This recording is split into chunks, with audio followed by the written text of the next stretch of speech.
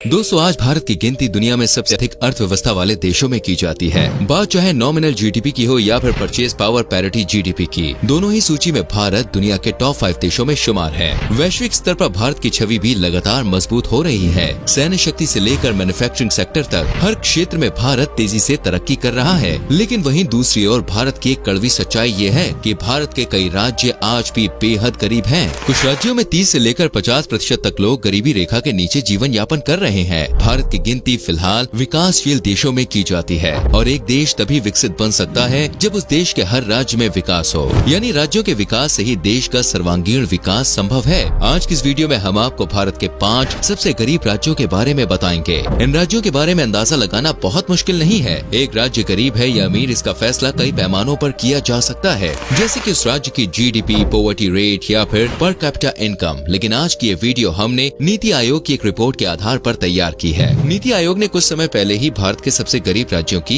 एक लिस्ट जारी की थी, जिसमें मल्टी डायमेंशनल पॉवर्टी इंडेक्स के आधार पर सभी राज्यों की रैंकिंग की गई थी। ये रैंकिंग मूल रूप से health, education, standard of living और गरीबी जैसे 10 मापदंडों के आधार पर दी गई है। तो आइए शुरू करते हैं दोस्तों इस मजेदार वीडियो को।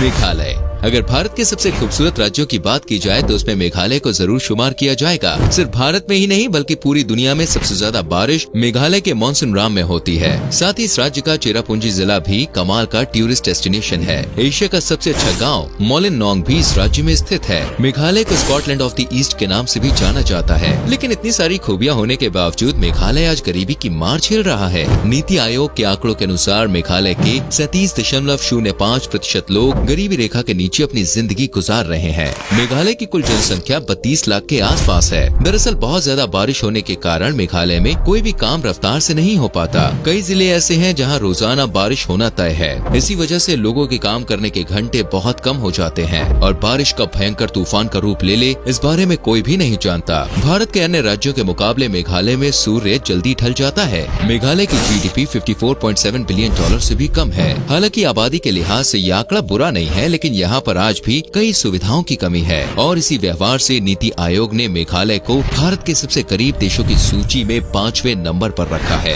वहीं नॉर्थ ईस्ट के राज्यों में मेघालय गरीबी के मामले में पहले नंबर पर आता है। मध्य प्रदेश। नीति आयोग के एमपीआई इंडेक्स के अनुसार मध्य प्रदेश देश का चौथा सबसे गरीब राज्य है, जहाँ की 36.65% जनता गरीब है। मध्य प्रदेश का नाम सुनकर कई लोगों को हैरानी भी होती है, क्योंकि जिस राज्य में भोपाल और इंदौर जैसे भारत के सबसे समृद्ध शहर शामिल हैं, वो राज्य इतना गरीब कैसे हो सकता है। लेकिन दोस्तों, आपको जानकर हैरानी होगी कि भारत के 640 जिलों में सबसे गरीब जिला इसी राज्य में है। एमपी की जनसंख्या 8.5 करोड़ के आसपास है। इनमें से लगभग 22% आबादी जनजातीय समुदाय की है। पूरे भारत में सबसे ज्यादा आदिवासी लोग मध्य प्रदेश में ही रहते हैं। कुल मिलाकर एमपी में 46 जनजातियों के लिए लोग रहते हैं। क्षेत्रफल के लिहाज से भारत में सबसे ज्यादा ग्रीनरी भी मध्य प्रदेश में ही पाई जाती है। यहाँ की हवा बिल्कुल ताजी और स्वच्छ है, लेकिन हरियाली और साफ हवा से लोगों का पेट नहीं भरता।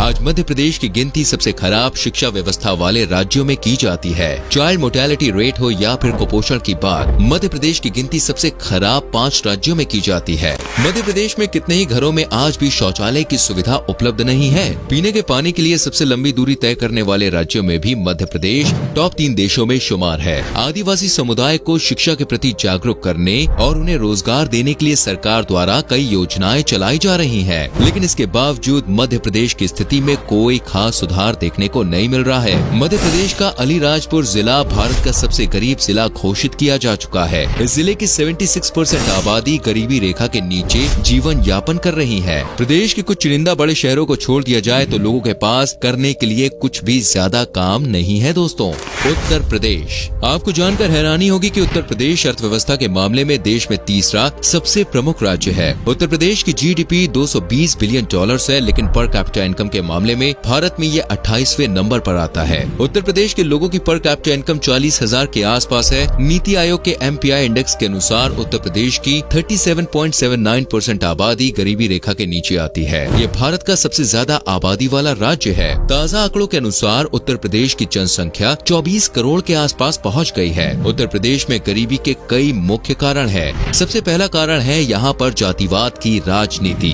पिछले कई दशक से उत्तर प्रदेश में जाति के आधार पर राजनीति होती आई है। सभी समुदाय के नेता अपने अपने समुदाय के विकास की बात कहकर वोट लेने की कोशिश करते हैं। इससे नेताओं को तो फायदा होता है, लेकिन आम लोगों के बीच नफरत की जड़ें पनपने लगती हैं। इसके अलावा यूपी में स्कूल्स और हॉस्पिटल से ज्यादा लोगों ने मंदिर और मस्जिदों पर अपना ध्यान केंद्रित किया है। साथ ही उत्तर प्रदेश में कई सालों तक गुंडा राज भी अपनी चरम सीमा पर रहा है। गैंग वॉर के कारण न जाने कितने ही मासूम लोगों को अपनी जान गंवानी पड़ी है। नेता और माफिया मिलकर पूरा राज्य कंट्रोल किया करते थे। हालांकि उत्तर प्रदेश में अब हालात सुधरने लगे हैं। उत्तर प्रदेश में सड़कें बेहतर हो रही हैं, इंफ्रास्ट्रक्चर का निर्माण हो रहा है, स्कूल, हॉस्पिटल्स और कॉलेज की सौगात उत्तर प्रदेश को मिल रही है और राज्य में गुंडा राज भी अब लगभग समाप्त हो गया है। उम्मीद है कि जल्द ही उत्तर प्रदेश के माथे पर लगा गरीबी का ठप्पा हमेशा के लिए हट जाएगा।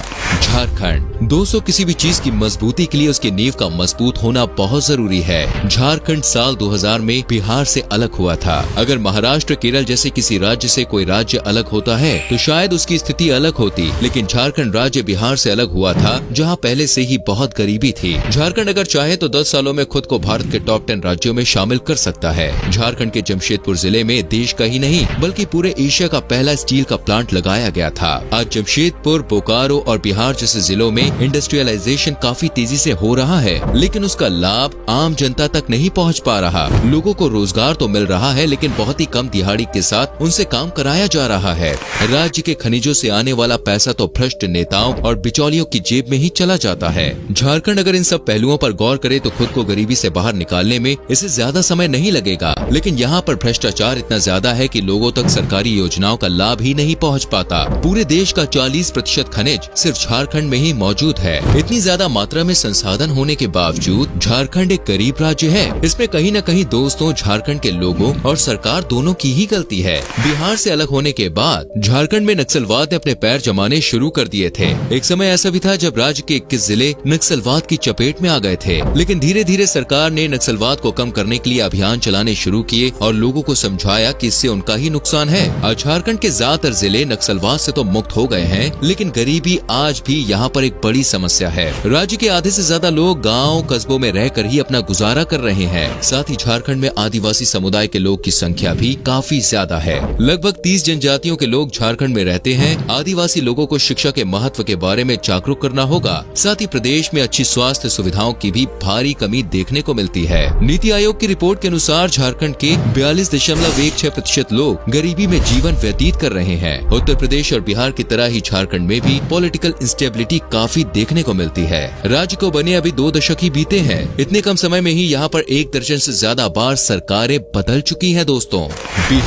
दोस्तों बिहार भारत के सबसे गरीब राज्यों की सूची में पहले नंबर पर आता है। यह अंदाजा लगाना बहुत ज्यादा मुश्किल नहीं है। नीति आयोग के MPI इंडेक्स के अनुसार बिहार का पॉवर्टी रेट 51.9% है, यानी जिस राज्य की आधी से ज्यादा आबादी ही गरीबी में जीवन यापन कर रही हो, उस राज्य की स्थिति कैसी होगी ये तो आप समझ ही सकते हैं। बिहार के लोगों की पर कैपिटा इनकम सिर्फ 45,000 रूपए सालाना है। इस लिहाज से देखा जाए तो 4,000 रूपए में एक महीने का खर्च चलाना पड़ता है, जो कि लगभग नामुमकिन है। बिहार में गरीबी का आलम आज से नहीं बल्कि अंग्रेजों के समय से ही इसकी शुरुआत हो गई थी। सन 1793 में बिहार में अंग्रेजों ने परमानेंट सेटलमेंट एक्ट लागू किया था। साथ ही जमींदारी सिस्टम भी इसी राज्य में लागू कर दिया गया था। तभी से छोटे किसान और गरीब होते चले गए। आजादी के बाद जब बिहार में खनन का काम शुरू हुआ तो सरकार ने फ्रेट इक्वलाइजेशन पॉलिसी लागू कर दी, जिसने राज्य के विकास में बाधा पैदा की और इस पॉलिसी के कारण बिहार राज्य कभी भी तरक्की की राह पर अग्रसर ही नहीं हो पाया। बिहार में आज 16% से ज्यादा लोग बेरोजगार हैं, यानी राज्य का हर छठा व्यक्ति नौकरी की तलाश कर रहा है। बिहार के लाखों लोग घर से दूर दिल्ली, मुंबई जैसे शहरों में रोजगार की तलाश में आते हैं। बिहार में इंडस्ट्रियल सेक्टर और सर्विस सेक्टर भी ठीक तरह से कभी स्थापित ही नहीं हो पाए। साथ ही बिहार की तेजी से बढ़ती आबादी भी राज्य की गरीबी का एक प्रमुख कारण है। बिहार की जनसंख्या 12 करोड़ 83 लाख से ज्यादा पहुँच गई है, जो इसे देश का दूसरा सबसे ज्यादा आबादी वाला राज्य बनाती है। इसके अलावा किसी भी राज्य की तरक्की के लिए वहाँ की सरकार और प्रशासन की भूमिका भी बेहद बेहद अहम होती है। बिहार में सन 1961 से 1990 के दौरान 20 बार नई सरकार बनी थी। जी हाँ दोस्तों, 20 बार। एक राज्य में जब तक राजनीतिक स्थिरता नहीं होगी तब तक उस राज्य में कोई भी स्कीम, पॉलिसी या योजनाएं ठीक से लागू नहीं हो पाएंगी। सरकार की खामियों का भुगतान आज बिहार के मासूम नागरिकों को भुगतना पड़ रहा है। तो दोस्तों, ये थे भारत के 5 सबसे गरीब राज्य। नीति आयोग के MPI इंडेक्स के अनुसार केरल भारत का सबसे समृद्ध राज्य है, जहां गरीबी दर 1% से भी कम है। इसके बाद गोवा, सिक्किम, तमिलनाडु और पंजाब राज्यों का नंबर आता है।